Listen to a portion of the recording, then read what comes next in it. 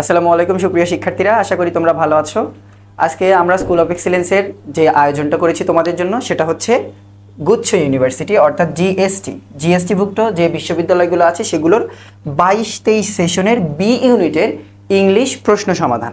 তাহলে আমরা আজকে পুরো ক্লাস জুড়ে এই 22-23 সেশনে ইংলিশ প্রশ্নটা কেমন হয়েছিল আমরা আজকে সেটাই দেখব। তোমরা জানো জিএসটিতে সাধারণত 35টা করে এমসিকিউ থাকে, ইংলিশের ক্ষেত্রে এখানেও তার ব্যতিক্রম নয়, 35টা আছে এবং প্রথমে শুরু হচ্ছে একটা কম্প্রিহেনশন দিয়ে। দেখো এই কম্প্রিহেনশন থেকে তোমাকে কয়টা অ্যান্সার করতে হবে? 5টা। কম্প্রিহেনশনের একটা সুবিধা, যদি কোনো রকমে পড়তে পারো তাহলে দেখবা মোটামুটি অ্যানালিটিক 2টা প্রশ্ন ব্যতীত 5টার মধ্যে 3টাই শুধুমাত্র প্যাসেজ থেকে সরাসরি চলে আসে। তো এটা যে একটু রিডিং স্কিল যার ভালো তার জন্য কিন্তু কম্প্রিহেনশনটা খুবই একটা পজিটিভ সাইড বলা চলে পরীক্ষার প্রশ্নের। বাট যাদের রিডিং স্কিল খারাপ তাদের জন্য আবার ভয়ের বিষয়, কারণ অনেকটুকু পড়তে হয়। তাহলে আমরা আগের ক্লাসগুলোতেও বলেছি যে প্রথমে আমরা কম্প্রিহেনশন পুরোটা পড়বো না, কারণ পরীক্ষার হলে সময় কম থাকে। আমরা প্রথমে প্রশ্ন পড়বো, যদি প্রশ্ন পড়ে মনে হয় যে আমার কম্প্রিহেনশন বাধ্যতামূলক পড়তেই হবে আগে, তাহলে আমরা আবার কম্প্রিহেনশন পড়বো। দেখো প্রথম প্রশ্নটা দেখো, দ্য প্যাসেজ সাজেস্ট দ্যাট। তাহলে এই ধরনের প্রশ্নের জন্য তোমাকে পুরো প্যাসেজ পড়তে হয়, যে পুরো প্যাসেজে আসলে কি নিয়ে কথা বলা হচ্ছে। সাজেস্ট দ্যাট, তাহলে এটার জন্য বোঝা যাচ্ছে আমাদের পুরো প্যাসেজ পড়তে হবে। তারপরে দেখো দ্য প্যাসেজ ইজ অ্যাবাউট, তার মানে দুইটা প্রশ্ন প্রায় সিমিলার, তোমাকে পুরো প্যাসেজটা পড়তে হবে। তার মানে এই প্যাসেজের জন্য তোমার আর স্কিপ করার কোনো সুযোগ নাই, পুরো প্যাসেজটা তোমাকে আগে পড়ে নিতে হবে। দেখো কিন্তু যদি ওয়ার্ড থাকতো, অর্থাৎ এই দেখো দ্য ওয়ার্ড মেমোরাইজেশন। মেমোরাইজেশন অর্থ কি? দেখো মেমোরাইজেশন এটা একদম ইজি প্রশ্ন। The process of committing something to memory, অর্থাৎ কোনো কিছুকে মেমোরিতে একদম সাজিয়ে গুছিয়ে তুলে রাখার নামই হচ্ছে মেমোরাইজেশন। তাহলে এটা কিন্তু বুক অ্যাপস থেকে, এইটার জন্য তোমার প্যাসেজ পড়ার খুব একটা দরকার পড়ে না, জাস্ট প্যাসেজ থেকে এই ওয়ার্ডটা কোন জায়গায় আছে সেটা দেখে নিলেই কিন্তু পারা যায়। কিন্তু এই ধরনের প্রশ্নে তোমাকে প্যাসেজ পড়তে হবে। চলো প্যাসেজ পড়ি।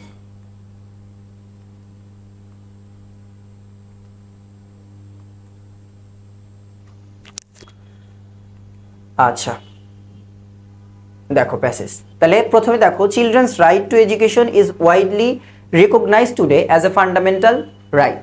এই লাইনটা দেখে কিন্তু তোমরা যারা বই ভালো করে বুঝেছো তারা কিন্তু বুঝতে পারছো এই প্যাসেজটা কিন্তু বই থেকে আসা।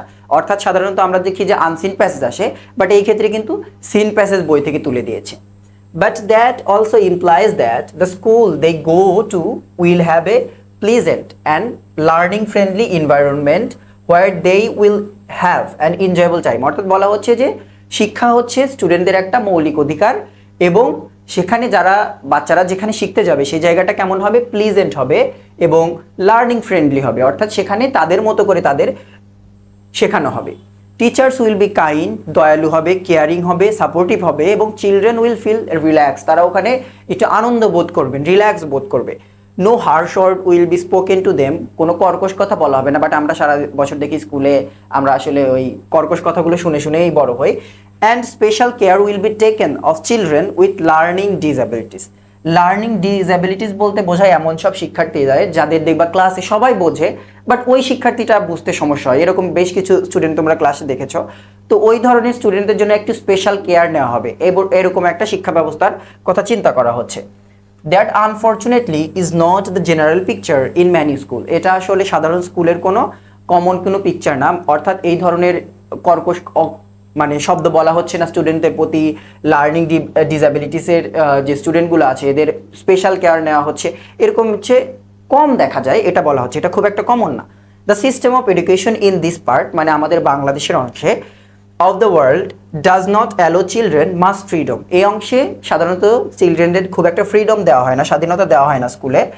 And their special needs are often ignore. এবং এই বয়সে শিক্ষার্থী মানে বাচ্চা কাচ্চারা যে বয়সে যে স্কুলের বাচ্চারা ছোট, ওদের যে স্পেশাল কিছু নিডের প্রয়োজন আছে সেই দিকে কিন্তু নজর দেওয়া হয় না, ওটাকে ইগনোর করা হয়, অবজ্ঞা করা হয়। Children remain silent in the class, এটা মনে হয় আনলেস হবে, আনলেড না, সাইলেন্ট। তাহলে বলা হচ্ছে যে যারা শিক্ষার্থী এরা ক্লাসে কি থাকে? চুপচাপ থাকে, সাইলেন্ট থাকে, unless their teachers as they ask them হবে, এটা আস্ক দেম এ কোয়েশ্চেন। অর্থাৎ বলা হচ্ছে এখানে শিক্ষার্থীরা কি করে, ক্লাসে এরা খুব একটা অ্যাটেন্টিভ না, টিচারের সাথে এরা খুব একটা ইন্টারাক্ট করে না, ক্লাসে টিচার প্রশ্ন না জিজ্ঞেস করা পর্যন্ত এরা চুপচাপ থাকে। They can not take change of their education, তারা শিক্ষা থেকে কোনো রকমের সুবিধা নিতে পারে না। And are encourage to be obedient listeners, এবং ওদেরকে হচ্ছে যে জাস্ট খালি বাধ্যতামূলকভাবে কি বলে এটা বাধ্যবাধকতামূলক একটা জাস্ট শুনছে, লিসেনার, শ্রোতা। Learning is still based on rote memorisation, অর্থাৎ এই অংশের অর্থাৎ এই বাংলাদেশ বা ইন্ডিয়ান সাবকন্টিনেন্টের যে পার্টটা, এখানে পড়াশোনাটা মূলত মেমোরাইজেশনের উপরেই বেশিটা নির্ভর। Which does not allow student to think critically, অর্থাৎ এই যে না বুঝে মেমোরাইজ করার যে প্রবণতা এই অঞ্চলে, এইটা স্টুডেন্টদের যৌক্তিক যে চিন্তা করার বুদ্ধিটা, ক্রিটিক্যাল হওয়ার, এইটা স্টুডেন্টদের দেয় না। তাহলে মূল জিনিসটা কি নিয়ে কথা বলছে? পড়াশোনা নিয়ে কথা বলছে। দেখো তাহলে এইটার অ্যান্সার কি হবে? অ্যান্সার হবে হচ্ছে A, the way education is imparted in many school, অর্থাৎ বিভিন্ন স্কুলে যেভাবে শিক্ষাটা দেওয়া হচ্ছে বা প্রবর্তন করা হয়েছে শিক্ষাটাকে, does not uphold children's right to education, শিক্ষার্থীদের যে শিক্ষার যে মৌলিক যে অধিকারটা, ওইটা আসলে আপহোল্ড করতে পারে না, সমুন্নত করতে পারে না, কারণ এখানে বিভিন্ন রকমের ঝামেলা আছে, আমরা সেটা দেখলাম। এরপরে দেখো আর বাকি কি বলছে, teacher inspire the student to develop, এটাও না। Teachers are always respectful to human, এটাও না। Education system is this part of the world is sensitive to the right of education with learning না। লার্নিং ডিসএবিলিটিসের যে স্টুডেন্টগুলো, এদের নিয়ে যদি সেন্সিটিভ হইতোই তাহলে কিন্তু ওরা ভালোভাবে শিখতে পারতো, বাট ওইটা কিন্তু নাই। দেখবা যারা একটু ব্লাইন্ড বা বধির এই টাইপের বাচ্চা কাচ্চা হয়তো স্কুলে তোমরা কম দেখো, বাট আমাদের নিজের ক্লাসে একটা ছেলে আছে, ওর হচ্ছে আইসাইটে প্রবলেম আর কি, তো ওরা বেশ প্রবলেম ফেস করে কিন্তু ক্লাস কিন্তু গতানুগতিক হয়, ওদের জন্য যে স্পেশাল ক্লাস হবে এরকম কিন্তু কিছু না, বাট টিচাররা বলে যে তোমার প্রবলেম হলে তুমি আলাদা করে এই অফিস টাইমে চলে আসো, তো ওই লেভেলের কেয়ার নেওয়া হয় না, বাট নেওয়া হয় একটু। 2 নাম্বার দেখো, দ্য প্যাসেজ ইজ অ্যাবাউট, প্যাসেজটা আসলে কি নিয়ে? তাহলে হচ্ছে প্যাসেজটা হচ্ছে the general picture in many school, অর্থাৎ কমন যে স্কুলগুলো আছে সাধারণ, সেগুলোর আসলে পিকচারটা কেমন, সেখানে কেমন পরিস্থিতি, সেটা নিয়ে। 3 নাম্বার দেখো, অ্যাকর্ডিং টু দ্য প্যাসেজ মতে a student listen to teachers obediently, তারপরে বলা হচ্ছে teachers only teach student to be obedient. তাইলে দেখো এই কথাটা কিন্তু একটু ক্রিটিক্যাল, এখানে কিন্তু a student listen to teachers obedient, এটা কিন্তু ভুল কথা। তুমি নিজের কথাই চিন্তা করো, তুমি ক্লাসে তোমাকে বকা না দেওয়া পর্যন্ত তুমি কিন্তু অবিডেন্টলি কথা শোনো না, কিন্তু টিচার আসলে শেখায়, দিন শেষে টিচারের থেকে কিছু নিয়ে যায় কারা? যারা আসলে অবিডেন্ট। অর্থাৎ দেখবা কিছু স্টুডেন্ট ক্লাসের ফার্স্ট বেঞ্চে বসে একদম টিচারের দিকে মুখ করে জাস্ট কথা শুনে যাচ্ছে, নোট করতেছে, এবং পরীক্ষায় দেখা যায় দিন শেষে ওরাই ফার্স্ট হচ্ছে। তো এইটা আসলে মূল প্যাসেজটা এই জায়গায় কথা বলছে যে teachers only teach student to be obedient, teacher কিন্তু সবাইকেই শেখায়, কিন্তু যারা অবিডেন্ট তারাই নিতে পারে, তার কারণে এখানে বলা হচ্ছে teachers only teach students to be obedient. এটা কিন্তু একটু ক্রিটিক্যাল ছিল প্রশ্নটা। সি নাম্বার দেখো, student listen to teachers obediently without asking questions, প্যাসেজের মতে এইটা কিন্তু না, মানে এই কথা প্যাসেজে বলা হয়নি। তারপরে ডি দেখো, student are focus to ask question by teachers, এই দুইটা কাজের কোনোটাই করে না, অর্থাৎ টিচারই যে একবারে জিজ্ঞেস করতে হয় যে তোমার কোনো প্রশ্ন আছে কিনা, তোমার প্রশ্ন থাকলে বলো, স্টুডেন্টরা কিন্তু এই কাজটা ফ্রিলি কিন্তু করতে চায় না। তাহলে অ্যান্সার হচ্ছে বি। এরপরে দেখো 4 নাম্বার এমসিকিউ, 4 নাম্বার তো করলাম আমরা মেমোরাইজেশন এর ব্রড মিনিংটা। 5 নাম্বার দেখো, the passage suggest that children with learning disabilities in many schools are appreciated by teacher, অবশ্যই না, কোথাও বলা হয়নি এই কথা। লুকড আফটার বাই টিচার, এটাও না। হার্শলি ট্রিটেড বাই টিচার, এটাও কিন্তু বলা হয়নি যে ওদের সাথে হার্শ বিহেভ করা হয়, এরকম না, বাট জেনারেলি ওদেরকে ইগনোর করা হয় খুব একটা, মানে ওদের আমলে নেওয়া হয় না আর কি। তাহলে অ্যান্সার হচ্ছে আমাদের ডি। এটা প্যাসেজের বিষয়টা তোমার নিজের প্র্যাকটিস করতে হবে, এই প্যাসেজ পড়লে এই প্যাসেজ আর জীবনে আসবে না, তোমাকে নিজে নিজে কিছু প্যাসেজ প্র্যাকটিস করে রিডিং স্কিল, তারপরে পরীক্ষার হলে দ্রুত পড়ার যে স্কিলটা, এটা তোমাকে আগেই ডেভেলপ করতে হবে। মূল পড়াটা আমাদের শুরু হবে হচ্ছে এখান থেকে। দেখো, which of the following sentence is correct, তাহলে কারেকশন থেকে প্রশ্ন আসছে। দেখো তোমাকে সবগুলো নিয়ম মোটামুটি জানতে হবে। Neither of the two traffic lights are working, আমরা জানি নেইদার অফ যদি থাকে তাহলে সাবজেক্ট ভার্ব এগ্রিমেন্ট অনুযায়ী তোমাকে এখানে ভার্বটা কি হবে? সিঙ্গুলার হবে। নেইদার অফের পরে সাবজেক্টটা হয় প্লুরাল, কিন্তু ভার্বটা হয় কি? সিঙ্গুলার। তাহলে এইটা কিন্তু ভুল। এরপরে দেখো, the number of volunteers grow every years, তাইলে আমরা জানি যে দ্য নাম্বার অফ থাকলে এরপরে প্লুরাল থাকবে ঠিক আছে, বাট ভার্বটা কি হবে আমাদের?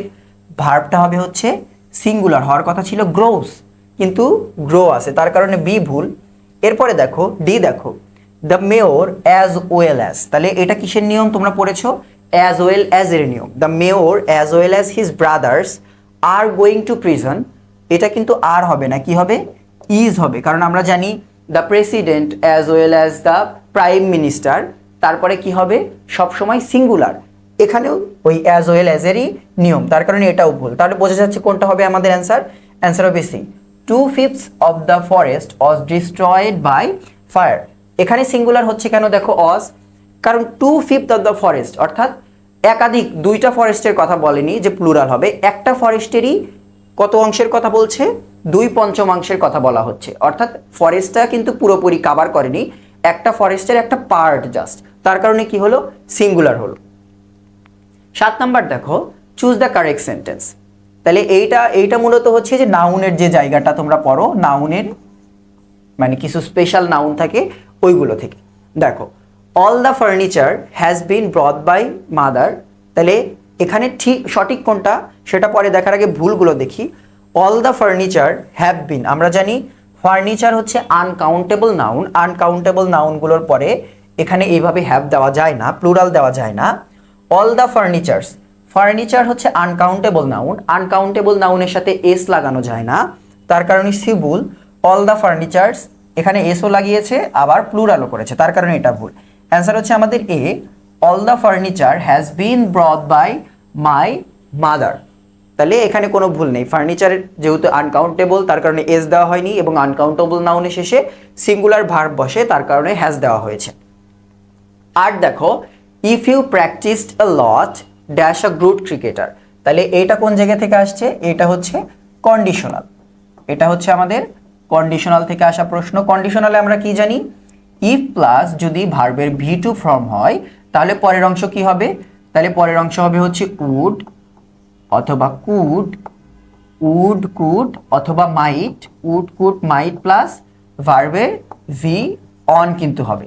তাহলে দেখি এখানে উড মাইট কোনোটাই নেই, আমাদের কুড দিয়ে অ্যান্সার করতে হবে। দেখো তাহলে এখানে কুড আছে, এরপরে V1 নেই, এখানে কুডের পরে V1 আছে, তার আগে মিনিংটাও এখানে মিলাতে হবে। দেখো if you practised a lot you could have a good cricketer, না ইউ কুড বি, হতে পারা তাহলে কিন্তু বি হয়, তাহলে এখানেও V1 আছে, এখানেও V1 আছে, বাট মিনিং যেহেতু আমাদের হতে পারার কথা বলা হচ্ছে, তাহলে হতে পারা বলতে আমরা বলছি ক্যান বি বা কুড বি, যে হতে পারা, তাহলে হবে হচ্ছে C, you could be a good cricketer.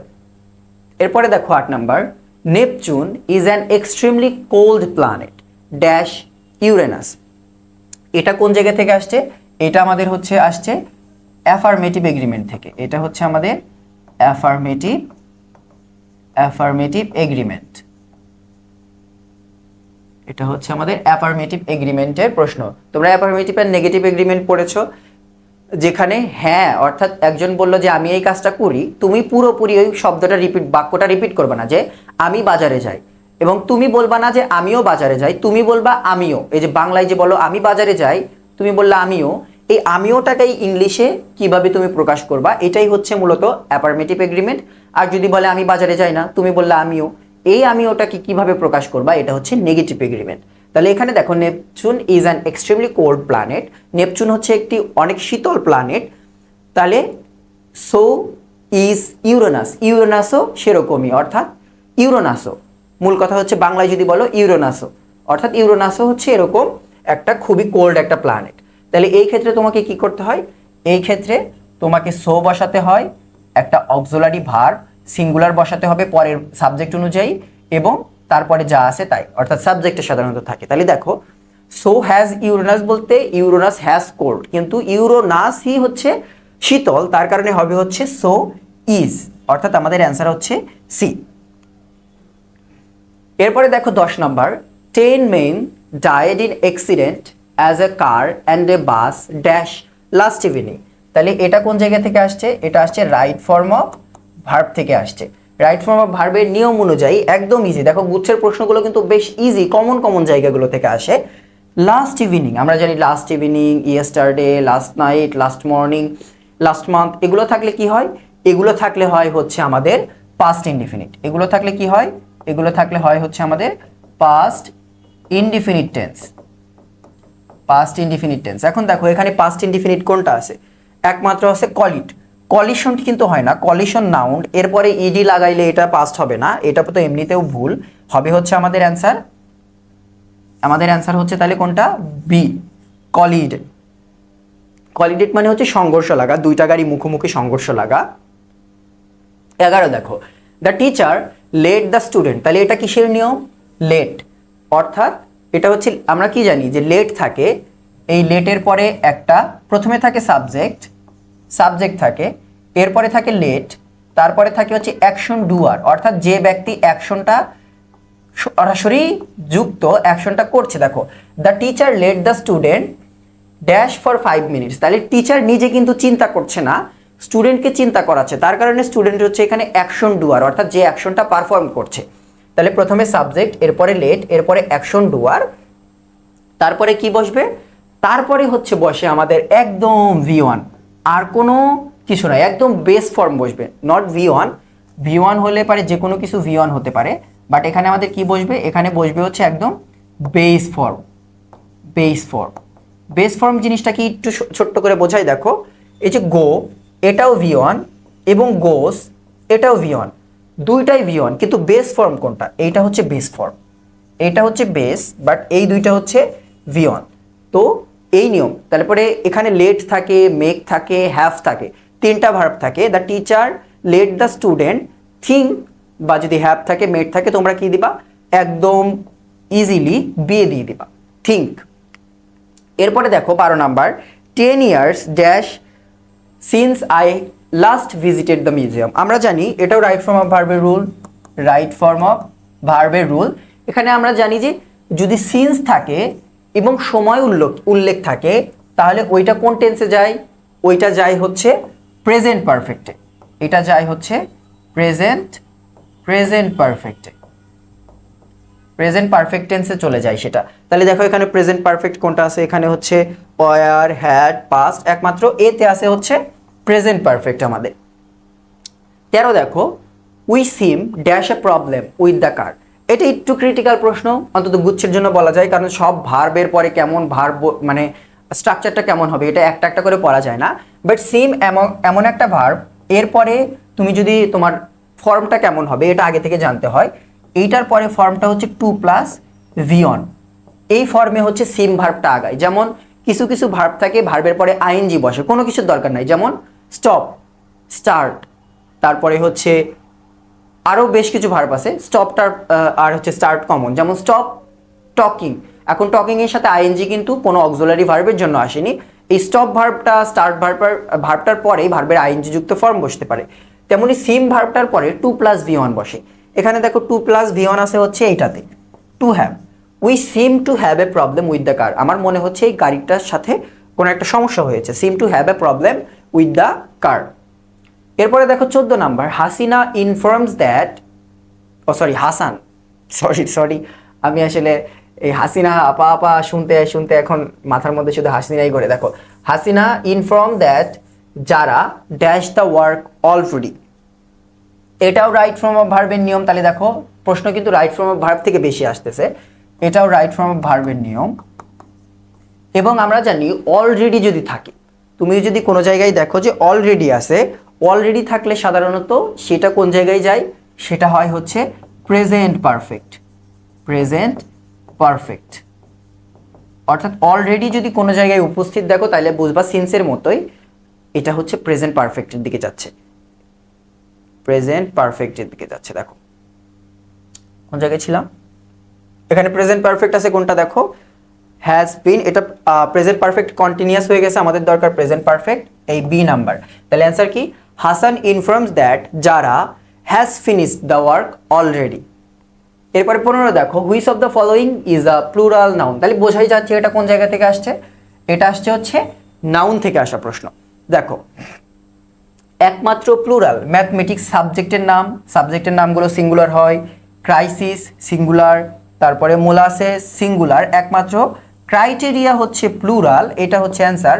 এই ক্রাইটেরিয়ার তাহলে সিঙ্গুলার কি, ক্রাইটেরিয়ার সিঙ্গুলার হচ্ছে ক্রাইটেরিয়ন অর্থাৎ ION, শেষে গিয়ে ION, ক্রাইটেরিয়ন, এই এ তুলে দিয়ে ION, ক্রাইটেরিয়ন দিয়ে দিলে এটা কি হয়ে যাবে, এটা হবে সিঙ্গুলার ফর্ম। 16 নাম্বার দেখো, what does the word haggling mean? Haggling শব্দের অর্থ কি? তোমরা হ্যাগলিং এর পরিবর্তে যেটার সাথে পরিচিত সেটা হচ্ছে বার্গেইন করা, অর্থাৎ দোকানে গিয়ে দামাদামি করা। এবার মার্কেটে যাওয়ার সময় আমরা এমন লোক খুঁজি যে একটু দামাদামি করতে পারে, বিশেষ করে আমাদের মায়েরা খুব ভালো দামাদামি করতে পারে, ওইটাকে বার্গেইন বলে। প্লাস ইংলিশে আর একটা ওয়ার্ড আছে সেটাকে বলা হচ্ছে হ্যাগলিং। তাহলে হ্যাগলিং জিনিসটা কি? Bargain persistently over the cost of something, অর্থাৎ কোনো কিছুর দাম নিয়ে অনেকক্ষণ ধরে টানা বার্গেইন করা, দর কষাকষি করা, তখন সেটাকে আমরা কি বলি? হ্যাগলিং বলি। তাহলে এটা বলা যায় ভোক্যাবস থেকে আসা প্রশ্ন, এটা হচ্ছে ভোক্যাবস থেকে আসা প্রশ্ন। 17 দেখো, which word doesn't have a verb form? তাহলে এখানকার কোন ভার্বটার ভার্ব ফর্ম নেই? একমাত্র কমন, এটা এর আগেও পরীক্ষায় আসা প্রশ্ন, সুইসাইড। এই সুইসাইড শব্দটার কোনো ভার্ব ফর্ম নাই। তুমি যদি সুইসাইডটাকে ভার্ব ফর্ম হিসেবে ইউজ করতে হয় তাহলে এর আগে তোমাকে কি লাগাতে হবে? কমিট লাগাতে হবে। এর আগে তোমাকে কমিট, কমিট বানানটা, আচ্ছা যাই হোক তোমরা একটু দেখে নিও কমিট বানানটা। তাহলে এই সুইসাইডের আগে হচ্ছে কমিট বসাতে হবে, যে হি কমিটেড সুইসাইড বা শি কমিটেড সুইসাইড, সে মানে আত্মহত্যা করেছে। তাহলে এর আগে তোমাকে যদি সুইসাইড যদি ভার্ব হিসেবে ইউজ করতে হয় তোমাকে আলাদা একটা ভার্বই নিয়ে আসতে হয়, কমিট সেটা, অর্থাৎ কেউ সুইসাইড করেছে। 18 দেখো, চুজ দ্য কারেক্ট স্পেলিং। তাহলে এখানে স্পেলিং সরাসরি বোঝা যাচ্ছে স্পেলিং থেকে প্রশ্ন আসছে। ইন্ডিজেনাস এই শব্দটার আমাদের স্পেলিং লাগবে, এটা হচ্ছে ইন্ডিজেনাস। এইটা পরীক্ষার হলে যে জিনিসটা খেয়াল করবা, যে এরকম ইন্ডিজেনাস, তারপরে হচ্ছে রেনেশা, হ্যারাসমেন্ট, তারপরে হচ্ছে অ্যাসাসিনেশন, এরকম যে কঠিন কঠিন, কমিটমেন্ট, এই ধরনের যে কঠিন কঠিন জিনিসগুলো আছে, এই জিনিসগুলো পারা যায়, অর্থাৎ টেকনিক দিয়ে মনে রাখা যায়। বাট একটা জিনিস খেয়াল করো, পরীক্ষার সময় মাঝে মাঝে বিভিন্ন ভার্সিটি শয়তানি করে, ওরা কিন্তু ওই ধরনের কমন জিনিস দেয় না। এই যেমন ধরো যে কমিট শব্দটা, আমি এখন ক্লাস নিতে নিতেই কমিট শব্দটা ভুলে গেছি। তো এরকম ছোট ছোট শব্দগুলোর কিন্তু স্পেলিং মাঝে মাঝে পরীক্ষায় আসে, যেগুলো আসলে আমরা স্পেলিংয়ের বই বা যেখান থেকে পড়ি ওই জায়গার মধ্যে থাকে না। আমরা ভাবি যে একদম ছোট শব্দ, এটার আবার কি স্পেলিং পড়বো, স্পেলিং পড়তে হবে কঠিন কঠিন। বাট সহজ জিনিস থেকেও কিন্তু আসে এবং ভুলে যাওয়ার প্রবণতা কিন্তু অনেক বেশি। যেমন ধরো কিছুক্ষণ আগে আমিই ভুলে গিয়েছিলাম কিন্তু কমিট শব্দটা। তাহলে এটা হচ্ছে ইন্ডিজেনাস। তো কঠিন সহজ দুটাই কিন্তু পড়তে হবে, কারণ গুচ্ছ হচ্ছে লাস্ট অপশন। এই চিন্তা মাথায় রেখে পড়ো যে আমাকে এটাতেই চান্স পেতে হবে, আর কোনো আমার হাতে অপশন নাই। এরপরে দেখো 19 number, please water the plants in my absence. এটা আসছে হচ্ছে identification of parts of speech থেকে, অর্থাৎ বাক্যের মধ্যে একটা ওয়ার্ডে আন্ডারলাইন করে দেওয়া হবে, তোমাকে আইডেন্টিফাই করতে হবে এটা কোন পার্টস অফ স্পিচ। দেখো প্লিজ ওয়াটার দ্য প্লান্টস, এটা কমন, এর আগে বেশ আসছে। এখানে দেখো ওয়াটারটা হচ্ছে ভার্ব, এখানে ওয়াটার বলতে পানি বোঝাচ্ছে না, এখানে ওয়াটার বলতে বোঝাচ্ছে পানি দেওয়া। তাহলে দেখো এই জায়গায় আর কিন্তু কোনো ভার্ব নেই। অ্যাবসেন্স, মাই অ্যাবসেন্স, মাই এখানে ধরো অ্যাডজেক্টিভ আসছে, অ্যাবসেন্স আসছে নাউন হিসেবে, in preposition, plants noun, the article plus এখানে অ্যাডজেক্টিভের ফর্মে আসছে। বাট দেখো একমাত্র ভার্ব কোনটা? ওয়াটার, অর্থাৎ ভার্ব ছাড়া কিন্তু বাক্য হয় না। তো যখন আইডেন্টিফিকেশন দিবে, যদি কোনোদিন সমস্যা হয় যে ধরতে পারছো না ওই বাক্যটা মানে ওই শব্দটা কি ওই বাক্যে, তখন আশেপাশের গুলো একটু চেষ্টা করবা আইডেন্টিফাই করার, যে ওই বাক্যগুলো ওই ওয়ার্ডগুলো আসলে কোন পার্টস অফ স্পিচ, তাহলে এটা বুঝতে পারো। যেমন এখানে ধরো কোন এই পুরো বাক্যে কোনো জায়গাতে কোনো ভার্ব নেই, তাহলে ভার্ব ছাড়া আমরা জানি বাক্য হবে না, তার কারণে এখানে বোঝা যাচ্ছে ওয়াটারটা কি হবে? ভার্ব হবে। 20 দেখো, we ought to improve the condition of those who feel downtrodden. তাহলে এখানে ডাউন ট্রোডেন শব্দটা কোন parts of speech? Downtrodden অর্থ কি? ডাউন ট্রোডেন অর্থ হচ্ছে নিপীড়িত, নিপীড়িত। ডাউন ট্রোডেন অর্থ হচ্ছে নিপীড়িত। তাহলে নিপীড়িত, আমরা জানি নিপীড়িত যদি এটাকে নাউন করি তাহলে কি হবে? নিপীড়ন হবে। যে ব্যক্তিকে নিপীড়ন করা হয়েছে তাকে বলা হয় নিপীড়িত। তাহলে এটা কি? এটা হচ্ছে অ্যাডজেক্টিভ। 21 দেখো, উই মার্ভেলড। তাহলে এই প্রশ্নগুলো আসছে হচ্ছে অ্যাপ্রোপ্রিয়েট প্রিপোজিশন থেকে। অ্যাপ্রোপ্রিয়েট প্রিপোজিশন, এগুলো হচ্ছে অ্যাপ্রোপ্রিয়েট প্রিপোজিশনের প্রশ্ন।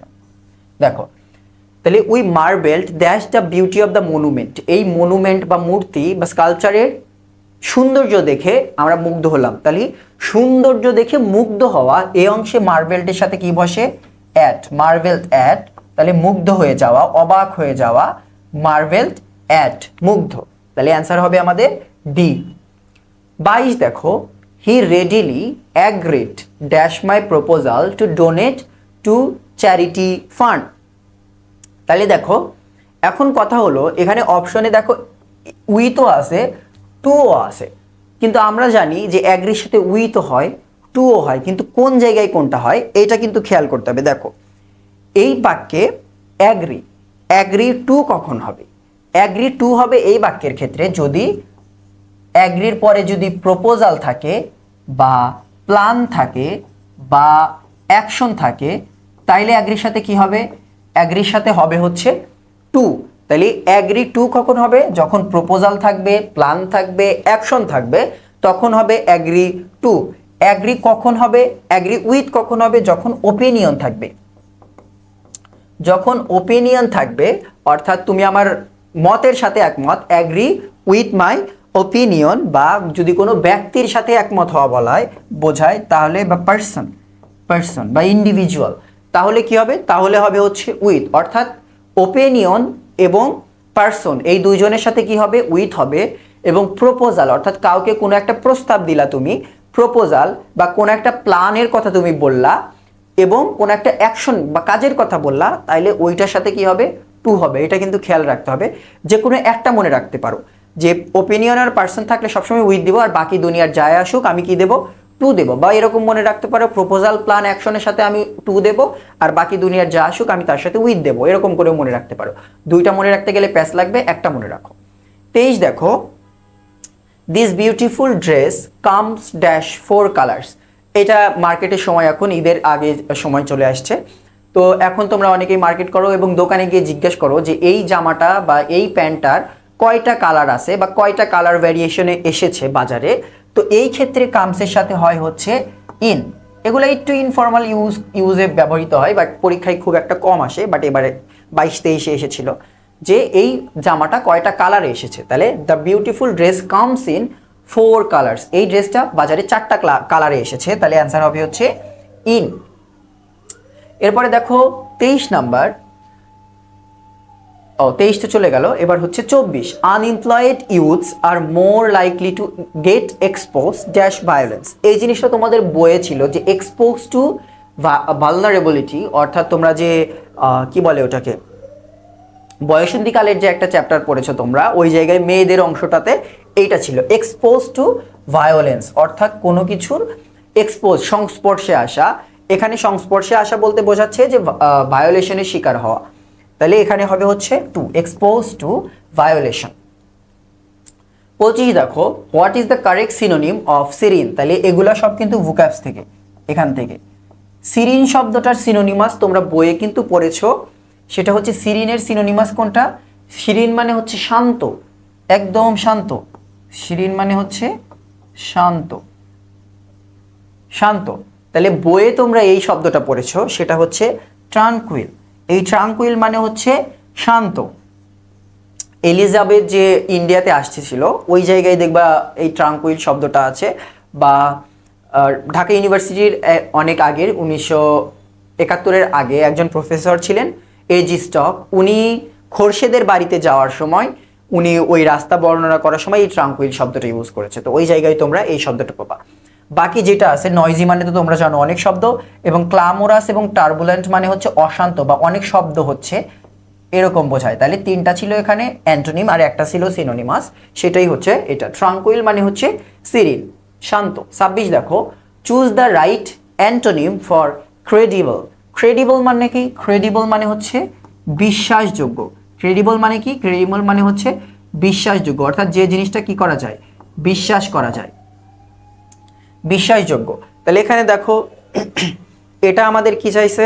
অ্যান্টোনিম, তাই এটাও ভোক্যাবসের প্লাস এটা সিনোনিম অ্যান্টোনিম থেকে আসা প্রশ্ন। তাহলে অলরেডি আমরা 4টা ভোক্যাবস থেকে প্রশ্ন পেয়েছি, প্যাসেজে একটা পেয়েছি, কিছুক্ষণ আগে একটা পেয়েছি, এবং বাকি 2টা এখানে, অলরেডি 4টা পেলাম। তাহলে দেখো বিলিভেবল, বিলিভেবল মানে বিশ্বাসযোগ্য, আমাদের তো সিনোনিমাস হয়ে গেল। জেনারাস মানে উদার, হোপলেস মানে আশাহীন, কিন্তু আমাদের কি চেয়েছে? আমাদের চেয়েছে হচ্ছে অ্যান্টোনিম, অর্থাৎ আমাদের একটা অ্যান্টোনিম প্রয়োজন এখানে। তাহলে দেখো অ্যান্টোনিম কোনটা হবে? অ্যান্টোনিম হবে হচ্ছে আমাদের, অ্যান্টোনিম কোনটা হবে আমাদের? অ্যান্টোনিম হবে হচ্ছে ডাউটফুলটা। ডাউটফুলটা হবে হচ্ছে আমাদের এখানকার অ্যান্টোনিম। 27 দেখো identify the clause of the underline word. তাহলে এটা এখানে আইডেন্টিফিকেশন অফ ক্লজ থেকে আসছে, অর্থাৎ পরীক্ষায় তাহলে আইডেন্টিফিকেশন অফ ফ্রেজ অথবা ক্লজ থেকে প্রশ্ন আসতে পারে বলা যায়। তাহলে দেখো লাইনটা কি, what he says is true. আমরা ক্লাসে, তোমাদের হয়তো ক্লাস এখনো শুরু হয়নি, ক্লাসে তোমাদের শেখানো হবে যে আইডেন্টিফিকেশন অফ ফ্রেজ আর ক্লজ যদি আসে, প্রথম কাজ একদম শুরুতে যে কাজ সেইটা হচ্ছে আন্ডারলাইন অংশটাকে ইট দিয়ে রিপ্লেস করব। ইট দিয়ে রিপ্লেস করে যদি পুরো বাক্যের অর্থ হয়, অর্থাৎ একটা মিনিংফুল সাউন্ড করে, যে সাউন্ড হচ্ছে যে একটা মিনিংফুল জিনিসের মতো, তাইলে ওইটা কি হবে, নাউন হবে, সেটা হোক ফ্রেজ বা ক্লজ। তাহলে এখানে দেখো what he says is true, সে যেটা বলেছে সেটা সত্য।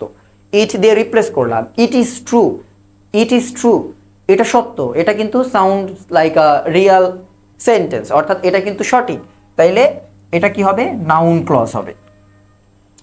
28 দেখো what type of verb is the underlined word I play football. তাহলে এই যে ভার্ব থেকে, এটা তাহলে কোন জায়গা থেকে আসছে, ভার্ব থেকে আসছে সরাসরি, রাইট ফ্রম আ ভার্ব না, এটা সরাসরি ভার্ব থেকেই আসা প্রশ্ন। এখন দেখো আমরা জানি যে ভার্বের অবজেক্ট থাকে, I play football, I play what, football, তাহলে এখানে অবজেক্ট আছে, তাহলে অবজেক্ট থাকলে সেই ভার্বটা কি হয়, সেই ভার্বটা হয় হচ্ছে ট্রানজিটিভ ভার্ব, অর্থাৎ যে ভার্বের একটা অবজেক্ট আছে সেই ভার্বটা কি, সেই ভার্বটা হচ্ছে ট্রানজিটিভ, অর্থাৎ অবজেক্ট থাকা বাধ্যতামূলক, তাইলে হবে ট্রানজিটিভ। অবজেক্ট না থাকলে সেটা হবে ইনট্রানজিটিভ। ফাইনাইট কোনটা, ফাইনাইট ভার্ব যে ভার্বগুলো হচ্ছে টেন্স, টেন্স অনুযায়ী, টেন্স আর পার্সন অনুযায়ী পরিবর্তন হয়, সেই ভার্বগুলো হচ্ছে ফাইনাইট ভার্ব। আর নন ফাইনাইট কোনটা, যেগুলা টেন্স এবং সাবজেক্ট বা পার্সন অনুযায়ী সেগুলো পরিবর্তন হয় না, সেগুলো হচ্ছে non finite verb. Non finite ভার্বের মধ্যে কোনটা আছে, ইনফিনিটিভ, অর্থাৎ টু প্লাস ভার্বের V1, তারপরে ভার্বের আইএনজি যুক্ত form without any auxiliary verb, যেমন হ্যাভিং, তারপরে ডুইং, এগুলো এর আগে কোনো অক্সিলারি ভার্ব যদি না থাকে তাহলে ইনট্রানজিটিভ। আর ফাইনাইটগুলো তোমরা অহরহ দেখো, এখানে যে প্লেটা অবশ্যই এখানে ফাইনাইট ভার্ব, বাট এখানে প্লেটার সাথে যেহেতু ফুটবলটা আছে, এটার অ্যাপ্রোপ্রিয়েট অ্যান্সার হচ্ছে ট্রানজিটিভ, বাট প্লেটা কিন্তু এখানে কি বলা যায়, ফাইনাইট ভার্ব। কারণ দেখো আমি যদি এখানে আয়ের পরিবর্তে হি প্লে ফুটবল দিই, তাহলে হি কিন্তু হির পরে কিন্তু প্লে থাকবে না, হি প্লেস ফুটবল হবে, কারণ হি হচ্ছে থার্ড পার্সন সিঙ্গুলার নাম্বার। তো হি পার্সনের সাথে সাথে বা টেন্সের সাথে সাথে যে ভার্বটা পরিবর্তন হয় ওটাই ফাইনাইট। বাট এখানে তোমাকে বোঝাই যাচ্ছে যেহেতু একটা অবজেক্ট আছে, আমাকে আসলে প্রশ্নকর্তা অ্যান্সার চাচ্ছেন যে তুমি ট্রানজিটিভ ভার্বটা নাও, তো এটার জন্য তোমাকে ভার্বটা কিন্তু ক্লিয়ারলি পড়তে হবে। 29 দেখো what is the meaning of the idiom give সামন দ্য কোল্ড শোল্ডার। গিভ সামন দ্য কোল্ড শোল্ডার, তাহলে এটা কোন জায়গা থেকে আসছে, এটা আসছে হচ্ছে ইডিয়ামস অ্যান্ড ফ্রেজ থেকে আসা প্রশ্ন। গিভ সামন দ্য কোল্ড শোল্ডার, কাউকে কোল্ড শোল্ডার দেওয়া বলতে কি বোঝায়,